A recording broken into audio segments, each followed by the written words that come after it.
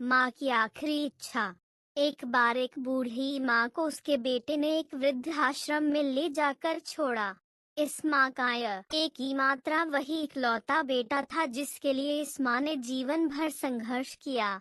इस बेटे के लिए वो सब कुछ किया जो एक माँ को करना चाहिए या माँ कर सकती है।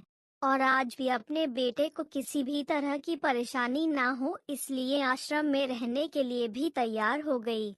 वृद्धाश्रम में रह रही माँ हमेशा अपने बेटे को याद करती मगर बेटा केवल साल में एक बार उसको मिलने जाता या फिर फोन पर बात कर लेता।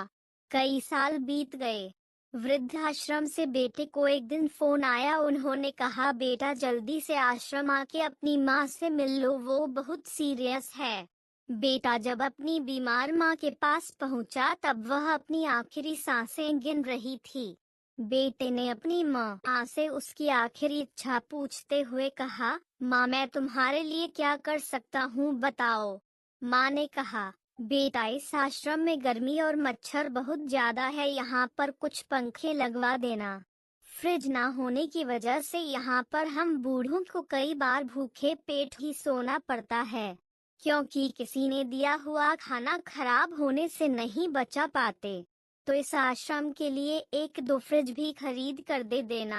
बेटे ने अपनी माँ की सारी बात सुनी और अपनी माँ से पूछा, आपने इतने साल यहाँ पर निकाल दिए पर आपने कभी भी यह बातें मुझसे नहीं कही, और अब जब आपके पास टाइम नहीं बचा है तब आप यह सब कह रही है, ऐसा क्यों?